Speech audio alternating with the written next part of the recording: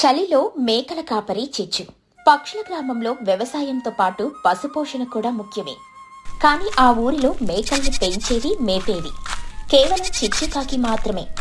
ఆ ఊరి మొత్తానికి చిచ్చుకాకి మేకల మోనోపోలీ క్వీన్.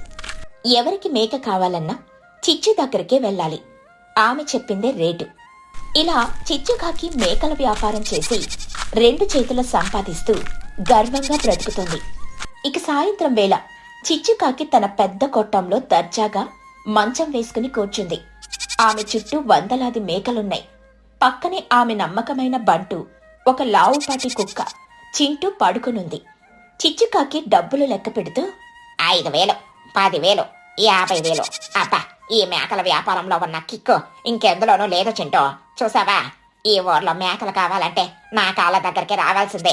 నేను 10,000 చెప్తే 10,000, 1,00,000 చెప్తే 1,00,000. మనకి ఎదురే లేదు. చింటూ కుక్క తోకాడిస్తూ భౌ భౌ అంటూ నిజమే అమ్మగారు అన్నట్లుంది. అవునరా చింటూ, నువ్వు మాత్రం జాగ్రత్తగా కాపలా కాయాలి. ఎవరైనా మన బిజినెస్ సీక్రెట్స్ తెలుసుకోవడానికి వచ్చినా మన మేకల వైపు చూసినా ఖర్చేయి. ఈ ఊర్లో ఇంకెవరు మేకల వ్యాపారం చేయకూడదు. కాంపిటీషన్ ఉంటే మన రేట్లు తగ్గిపోతాయి. అర్థమైందా? అదే సమయం తుని పిచ్చుక ఇంటి వెనక పెరట్లో తుని మరియు ఆమె కూతురు బుజ్జి పిచ్చుక మంచాల మీద కూర్చొని మాట్లాడుకుంటున్నారు. అమ్మా, ఈరోజు స్కూల్ ఫీజు కట్టమని అడిగారు. మన దగ్గర డబ్బులున్నాయా? తుని పిచ్చుక దిగులుగా, ఇంకా లేవు తల్లి. ఈ మధ్య కూలి పనులు దొరకట్లేదు. రేపు అడుగుతానులే. అమ్మా, నువ్విలా ఎన్నాళ్ళు కూలి పని చేస్తావు? మన దగ్గర కొంచెం పొదుపు చేసిన డబ్బు ఉంది కదా, దాంతో ఏదైనా వ్యాపారం చేయొచ్చు కదా. వ్యాపారమా? నాకేమొచ్చు బుజ్జి, నాకు తెలిసిందల్లా మట్టి పని. అలా కాదమ్మా, ఆ చిచ్చు ఆంటీ చూడు, మేకల వ్యాపారం చేసి ఎంత బాగా సంపాదిస్తుందో. రోజు కొత్త కొత్త చీరలు కట్టుకుంటోంది. నువ్వు కూడా మేకల్ని కొని పెంచి అమ్మొచ్చు కదా. నాకు జాబ్ వచ్చే వరకు నువ్వు ఈ పని చెయ్యి, తర్వాత మనం సెటిల్ అయిపోవచ్చు. తుని పిచ్చుక ఆలోచిస్తూ, నిజమే బుజ్జి, ఇది మంచి ఐడియా. మేకలకి గడ్డి ఊరికే దొరుకుతుంది. ఖర్చు తక్కువ, లాభం ఎక్కువ. కానీ నాకు ఈ వ్యాపారం గురించి ఏమీ తెలియదు కదా. ఎలా కొనాలి, ఎలా మేపాలి? దానికెందుకు అంత చింత?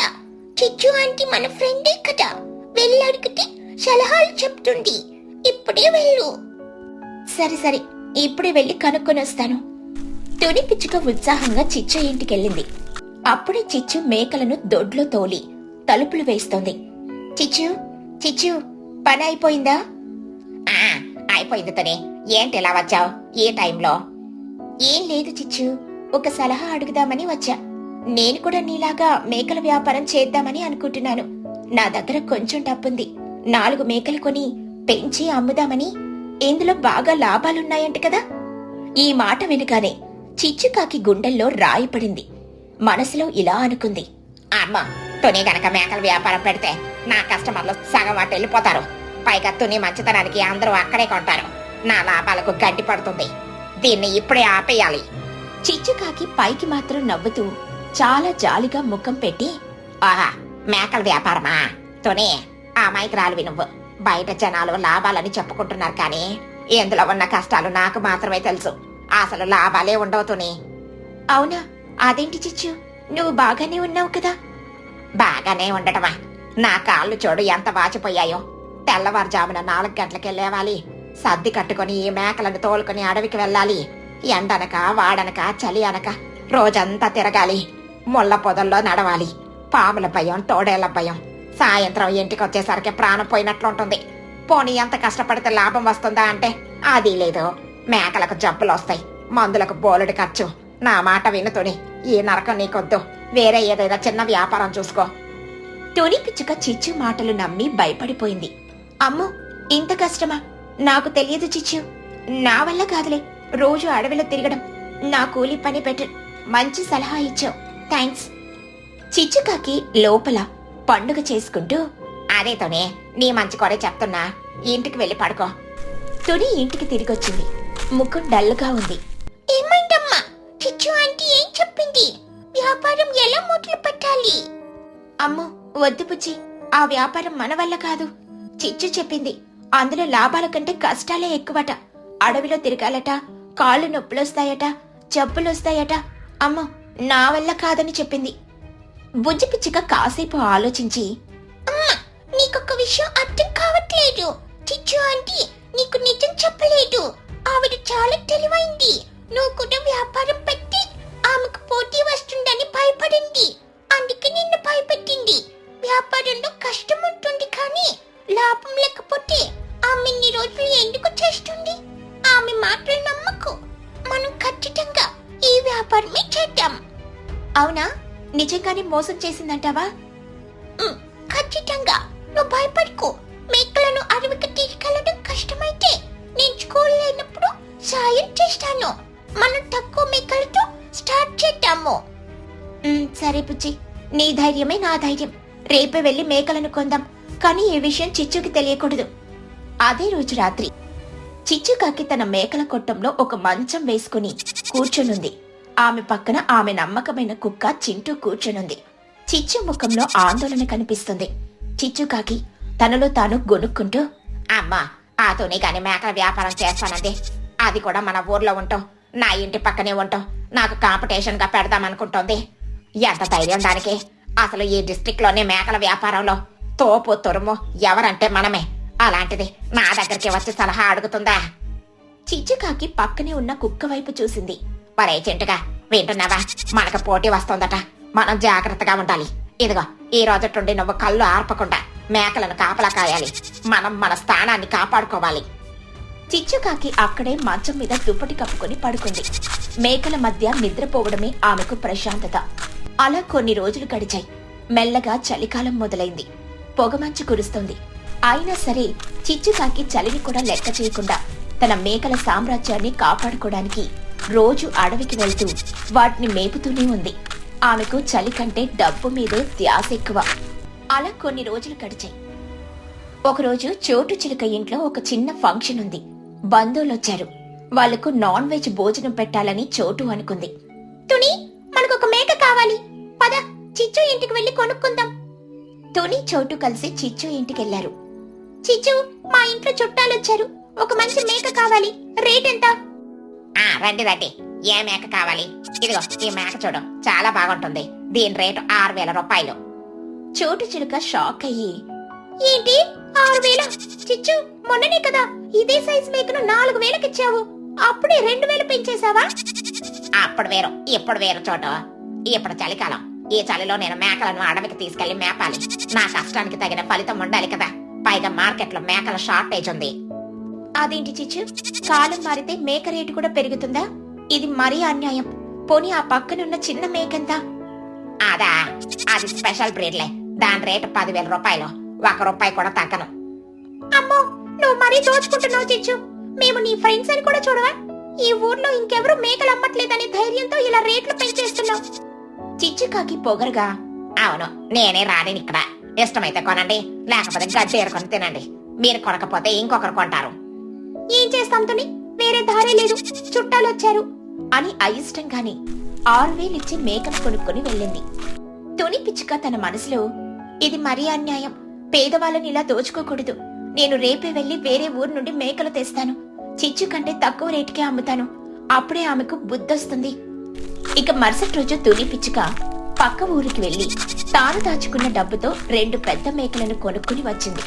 వాటిని చాలా జాగ్రత్తగా పెంచడం మొదలుపెట్టింది. కొన్నాళ్లకు ఆ 2 మేకలకు ఒక ముద్దులొలికి చిన్న మేకపిల్ల పుట్టింది. అది చాలా అందంగా ఉంది. తుని ఆనందానికి అవతుల్లేవు. ఇప్పుడు నా దగ్గర 3 మేకలున్నాయి. వీటిని పెంచి పెద్ద చేస్తే మంచి లాభం వస్తుంది అని సంబరపడింది. కాని ఈ విషయం చిచ్చుకాకి తెలియదు. ఒకరోజు చిచ్చుకాకి సిటీ నుండి ఇంటికొస్తూ తుని ఇంటి వైపు నుండి మే మే అనే శబ్దాలు వింది. అరే, తొని ఇంకా మేకలు అరుస్తున్నాయి. ఏమి ఎప్పుడు కొన్నదే? చిచ్చు గోడచాటు నుండి తొంగి చూసింది. అక్కడ 2 పెద్ద మేకలు, ఒక అందమైన చిన్న మేకపిల్ల గడ్డి తింటున్నాయి. చిచ్చుకాకి అసూయతో రగిలిపోతూ, ఆహా, నన్ను మోసం చేసి నా వెనక గోతులు తవ్వుతుందా? నేను కష్టాలని చెప్పినా వినకుండా మేకలు కొనేసిందా? పైగా మేక పిల్ల కూడా పుట్టింది. ఇప్పుడు ఇది పెద్దదైతే రేపు అందరూ తుని దగ్గరే కొంటారు. నా వ్యాపారం దెబ్బతింటుంది. ఇది జరగకూడదు. ఆ మేక పిల్లను ఇప్పుడే మాయం చెయ్యాలి. అర్ధరాత్రి 1 గంట.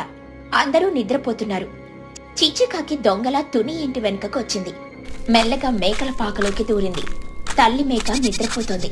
చిచ్చుకాకి ఆ చిన్న మేకపిల్లను ఎత్తుకుంది. శబ్దం రాకుండా తన ఇంటికి తీసుకెళ్ళింది. తన మందలో ఆ పిల్లను కలిపేసింది. చిచ్చుకాకి తన కుక్క చింటూతో, ఒరే చింటిగా, ఈ రోజు మనం ఒక పెద్ద పని చేశాం. ఈ పిల్ల ఇక మనది. తొని రేపు ఉదయం లేచి లబోదిబోమంటుంది. హిహిహిహి. ఉదయం తెల్లవారింది. బన్ను చిలుక తుని ఇంటికి ఆడుకోడానికని వచ్చాడు. పాకలో మేకపిల్ల లేదు. తుని అంటే ఇక్కడ చిన్న మేకపిల్ల కనిపించట్లేదు, ఎక్కడికెళ్ళింది? తుని పిచ్చుక పరిగెత్తుకుంటూ వచ్చి, ఏంటి పిల్ల లేదా? తల్లి మేక కూడా విచారంగా అరుస్తోంది. అయ్యో, నా మేకపిల్ల! దేవుడా, ఎవరు తీసుకెళ్లారు? తుని, పుచ్చి, చోటు, బన్ను అందరూ ఊరంతా వెతికారు. పొలాలు, బావులు, చెట్లు అన్నీ వెతికారు. కాని ప్రయోజనం లేదు. సాయంత్రం అయిపోయింది. తుని కన్నీళ్లతో ఇంటి ముందు కూర్చుంది. సాయంత్రం 6 గంటలు. చిచ్చుకాకి తన మేకల మందను అడవి నుండి ఇంటికి తోలుకుని వస్తుంది. తుని ఇంటి ముందు నుండి వెళ్ళాలి. ఆ మందలో దొంగలించిన ఆ చిన్న మేకపిల్ల కూడా ఉంది. సరిగ్గా అప్పుడే తుని పాకలో కట్టేసున్న తల్లి మేక ఆ మందలో ఉన్న తన పిల్లని చూసింది. దాని వాసన పసిగట్టింది. ఒక్కసారిగా మే అని గట్టిగా అరిచి తన మెడకున్న తాడును తెంచుకుంది. అందరూ చూస్తూ ఉండగానే తల్లి మేక వాయువేగంతో పరిగెత్తుకుంటూ వెళ్లి చిచ్చుకాకి మందలో ఉన్న తన పిల్లను చేరుకుంది. పిల్లను నాకుతూ ముద్దు పెట్టుకుంటూ ఆనందంతో గంతులేసింది. ఈ దృశ్యం చూసి అందరూ షాక్ అయ్యారు. చిచ్చుకాకి ముఖం పాలిపోయింది. తుని పిచ్చుక కోపంతో చిచ్చు దగ్గరకొచ్చి, చిచ్చు, ఇది మా మేక పిల్ల కదా, నీ మందలోకి ఎలా వచ్చింది?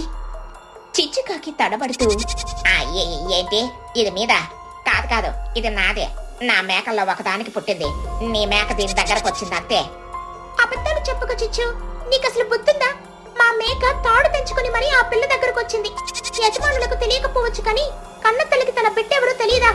ఆ ప్రేమ చూస్తుంటేనే అర్థం కావట్లేదా అది దాని బిడ్డ అని? అవునాంటీ, ఆ పిల్ల రంగు మా మేక రంగు ఒక్కటే. నువ్వే దొంగలించావు. నేను దొంగలించడమా? నా దగ్గర 100 మేకలున్నాయి. నాకు ఆశ ఎందుకో? అది దారి తప్పి నా మందలో కలిసిందేమో. నాకేం తెలుసు? నన్ను దొంగ అంటారా?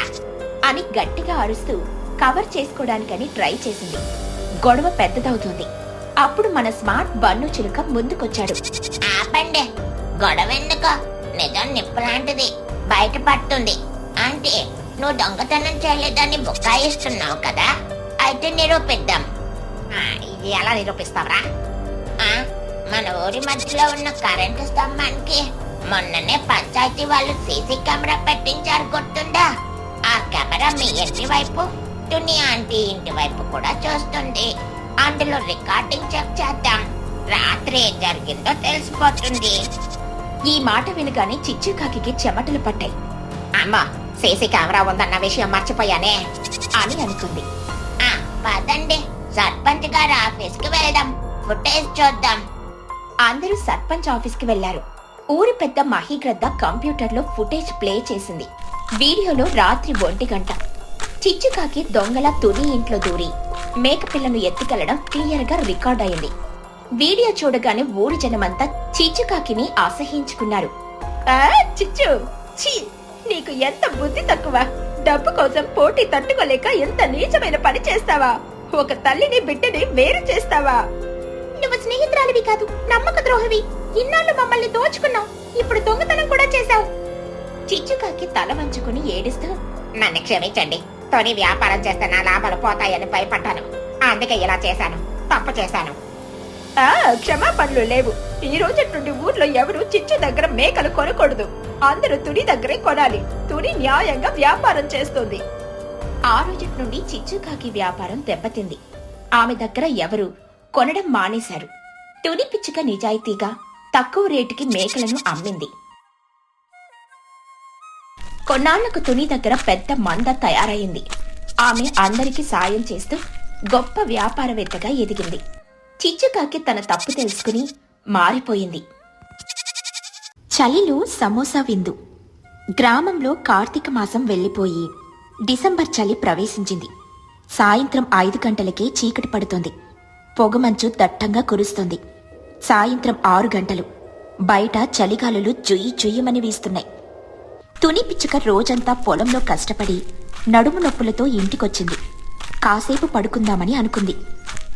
కాని బుజ్జి పిచ్చుక తుని దగ్గరకొచ్చి ముఖం వేలాడేసి, అమ్మ చలేస్తుంది. దుప్పటి కప్పుకో తల్లి. దుప్పట్టు పోయే చలి కాదమ్మా ఇది. కడుపులో వేడిగా ఏదైనా పడితే కానీ తగ్గదు.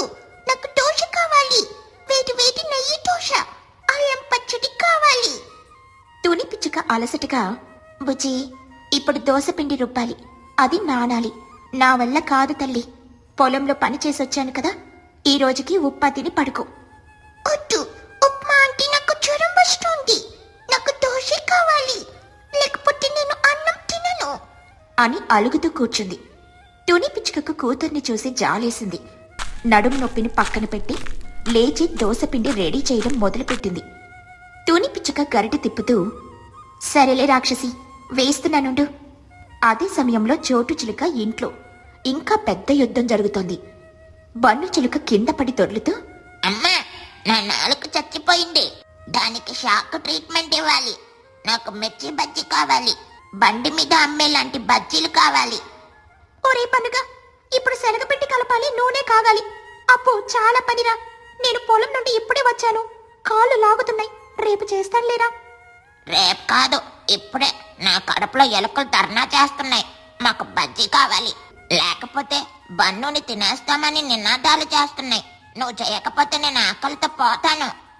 చోటు చిలుక తల కొట్టుకుంటూ, నీ తిండిగోల పాడుగారు, సరే ఏడవకు, మిరపకాయలు కోస్తున్నా నాకు అని అయిష్టంగానే బజ్జీలు వేయడం మొదలుపెట్టింది. ఇక చిన్నుకాకి ఇంట్లో పరిస్థితి వేరు. అక్కడ చిన్నుకాకి స్వీట్ కోసం గొడవ చేస్తున్నాడు. చిచ్చుకాకి హాల్లో కూర్చొని టీవీ చూస్తూ, వరే చిన్నగా, అన్నం వండాను, వంకాయ కూర చేశాను, వెళ్ళి తినురా. అమ్మో, ఈ చలిలో అన్నం కూర ఎవరైనా తింటారా? నాకు వేడి వేడి సేమియా పాయసం కావాలి. అందులో జీడిపప్పులు వేయించి వెయ్యాలి. ఏంట్రా పాయసమా? ఇప్పటికే వంట చేసి అలసిపోయాను. నా మేకప్ కూడా పాడైపోయింది. ఇప్పుడు మళ్ళీ స్టవ్ దగ్గరికి వెళ్తే నా ముఖం జిడ్డుగా అయిపోతుంది. నీ మేకప్ ముఖ్యం కాదు, నా పాయసం ముఖ్యం. నువ్వు చేయకపోతే నేను ఈరోజు ఫాస్టింగ్ ఉంటా.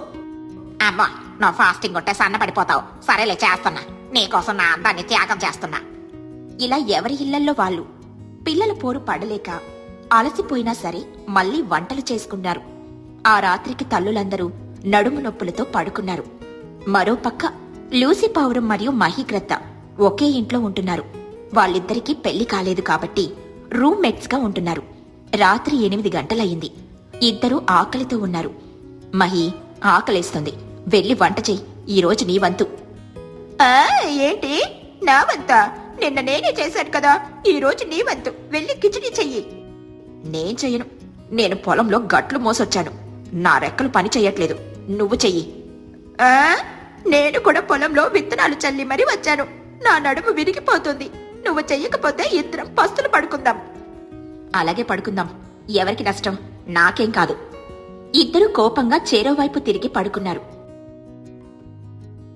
కాని అర్ధరాత్రి ఆకలి వేసి లేచి ఇంట్లో ఉన్న అటుకులు పచ్చివి నములుతూ ఒకరి ముఖాలొకరు చూసుకున్నారు.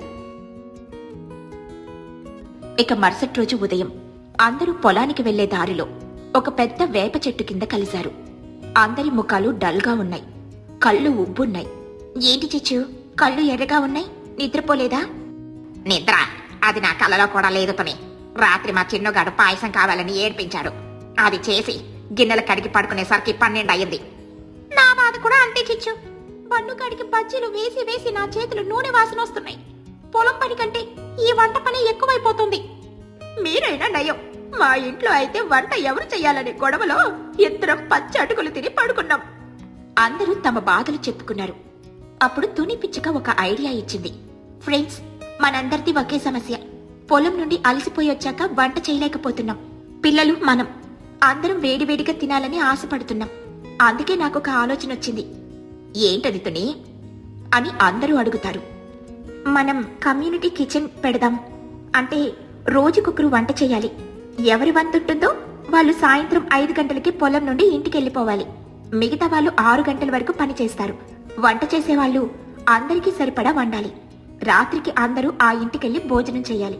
దీనివల్ల రోజుకో వెరైటీ దొరుకుతుంది, మిగతా వాళ్లకు రెస్ట్ దొరుకుతుంది. Wow, super idea Tuni. అంటే వారానికి ఒక్కసారి వండితే చాలన్నమాట. మిగతా రోజులు ఫ్రీగా తినొచ్చు. నాకోకే. సరే సరే, ఈ ప్లాన్ ఇవాల్టి నుండే అమలు చేద్దాం అని అందరూ ఒకేసారిగా అంటారు. ఇక మొదటి రోజు చోటు చిలుక ఇల్లు. చోటు సాయంత్రం 5 గంటలకే వెళ్ళింది. అందరి కోసం వేడి వేడి బగారా రైస్ మరియు టొమాటో పప్పు వండింది. రాత్రి అందరూ చోటు ఇంటికెళ్లారు. చలిలో వేడి వేడి బగారా రైస్ నెయ్యి వేసుకుని తింటుంటే స్వర్గంలా అనిపించింది. బన్నుగాడైతే 2 ప్లేట్లు లాగించేశాడు. ఇక రెండో రోజు చిచ్చుకాకి ఇల్లు. చిచ్చు వంతొచ్చింది. ఆవిడ స్పెషల్గా గుత్తి వంకాయ కూర, వేడన్నం చేసింది. అలాగే స్టార్టర్స్ కింద మిరపకాయ బజ్జీలు కూడా వేసింది. చిచ్చుకాకి చేసిన బజ్జీలు కొంచెం కారంగా ఉన్నా చలికి చాలా బాగున్నాయి. చిన్ను గర్వంగా మా అమ్మ చూసింది అని అందరికీ వడ్డించాడు. ఇక మూడో రోజు లూసీ మరియు మహి ఇల్లు. వీళ్ళిద్దరూ కలిసి వంట చేశారు. వెజిటేబుల్ కిచిడి మరియు పెరుగు పచ్చడి. వంట కొంచెం అటూ ఇటుగా ఉన్నా అందరూ కలిసి తినడం వల్ల రుచిగా అనిపించింది. ముఖ్యంగా లూసీ పావురం వడ్డించిన తీరు అందరికీ నచ్చింది. 4వ రోజు వచ్చింది. ఈరోజు తుని పిచ్చుకవంతు. ఉదయం అందరూ పొలానికి వెళ్తున్నారు. బన్ను, చిన్ను, బుజ్జి స్కూల్కి వెళ్తున్నారు. తుని, ఈ రోజు నీ వంట కదా, మరి ఏం వంట చేస్తున్నావు? నాకైతే నిన్నటి కిచిడి తిని నాలుక చప్పబడిపోయింది. ఏదైనా మసాలాగా చెయ్యి. నేనీరోజు వెజ్ బిర్యానీ పన్నీర్ కర్రీ చేద్దామని అనుకుంటున్నాను చిచ్చు. బాగుంటుందా? చిచ్చుకాకి ముఖం చిట్లించి, బిర్యానీనా? అబ్బా, ఏ వారం రోజులుగా అన్నం కూరలో తిని తిని బోర్ కొట్టేసింది తుని. బిర్యానీ అంటే మళ్ళీ అన్నమే కదా, ఏదైనా వెరైటీగా చెయ్యొచ్చు కదా. అవును తుని, రొటీన్ గా వద్దు, ఏదైనా స్నాక్ ఐటెం లాంటిది, కానీ కడుపు నిండేలా ఉండాలి. మరేం చేయమంటారు, మీరే చెప్పండి. చిచ్చుకాకి కళ్ళు మెరిశాయి. ఆమెకు తుని చేసే ఒక ఐటెం అంటే పిచ్చిష్టం. తుని, నీకు గుర్తుందా, పోయినసారి పండుగకి నువ్వు సమోసాలు చేసావు. అవి ఎంత బాగున్నాయంటే నేను కలలో కూడా అవే తింటున్నాను. లోపల ఆలు మసాలా, పైన క్రిస్పీగా. ఆహా, ఈ రోజు అందరికీ సమోసాలు చేయుతుని ప్లీజ్. అది వినగానే బన్నుచులుగా ఎగిరి గంతేశాడు. సమోసానా? Wow, Tuni aunty please aunty, నాకు బిర్యానీ వద్దు, సమోసానే కావాలి. బుజ్జి కూడా ఎప్పటి నుండో అడుగుతోంది. అవునమ్మా, ఈ చలికి వేడి వేడి సమోసా పక్కన చట్నీ ఉంటే అడ్డిపోతుంది. తుని పిచ్చుక నవ్వుతూ, ఊరి నాయన్లారా, సమోసాలంటే చాలా పని. పిండి కలపాలి, మసాలా కూర చెయ్యాలి, ప్యాక్ చెయ్యాలి, వేయించాలి. నువ్వు 5 గంటలకే వెళ్తావు కదా తుని, చెయ్యి తుని. నీ చేత సమోసా కోసం నేను నా ఆస్తిని రాసిచ్చేస్తాను. సరే సరే సరే, మీరందరూ అంతగా అడుగుతున్నారు కాబట్టి ఈ రాత్రికి సమోసా పార్టీ ఫిక్స్. నేను ఆలు సమోసా, ఉల్లిపాయ సమోసా 2 రకాలు చేస్తాను. సాయంత్రం 5 గంటలకి తుని ఇంటికెళ్ళిపోయింది. మైదా పిండి కలిపి అజినమోటో లేకుండా స్వచ్ఛమైన మసాలాలతో ఆలు కూర, ఉల్లిపాయ మసాలా రెడీ చేసింది.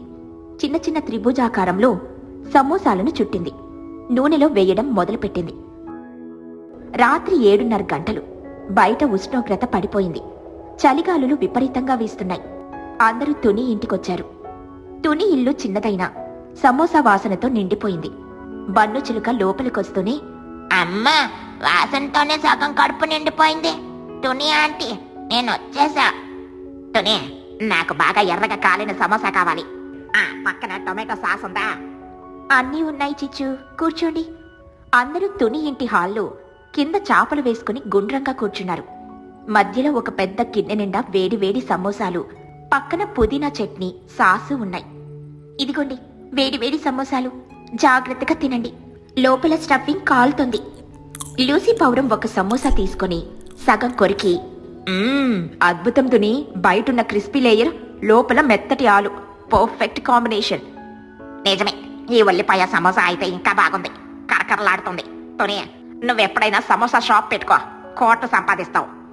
బన్ను చిలుక 2 చేతులతో 2 సమోసాలు పట్టుకుని, అంటే ఈరోజు నేను రికార్డ్ సృష్టిస్తాను. 20 సమోసాలు తినకపోతే నా పేరు బన్ను కాదు. మెల్లగా తినరా, గొంతులో ఇరుక్కుంటుంది. బయట చలిగాలి కిటికీలను తాకుతుంటే లోపల అందరూ వేడివేడి సమోసాలు తింటూ హమ్మయ్య ఎంత బాగుందో అనుకుంటూ ఆనందంగా గడిపారు.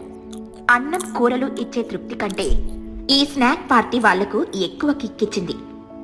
నిజంగా ఈ ఐడియా సూపర్. అందరం కలిసి తినడం వల్ల రుచి పెరిగింది, శ్రమ తగ్గింది అవును, రేపు ఎవరి వంతు? అందరూ బన్ను వైపు చూశారు. నా వంట, నేను మ్యాగీ చేస్తా. 2 minutes మ్యాగీ. అందరూ గట్టిగా నవ్వారు. అలా పక్షుల గ్రామంలో కమ్యూనిటీ కిచెన్ పద్ధతి సక్సెస్ అయ్యింది. చలికాలం మొత్తం వాళ్ళు రకరకాల వంటలు చేసుకుంటూ, కష్టాన్ని పంచుకుంటూ, సంతోషాన్ని పెంచుకుంటూ గడిపారు. తుని చేతి సమోసా మాత్రం ఆ సీజన్కే హైలైట్గా నిలిచిపోయింది.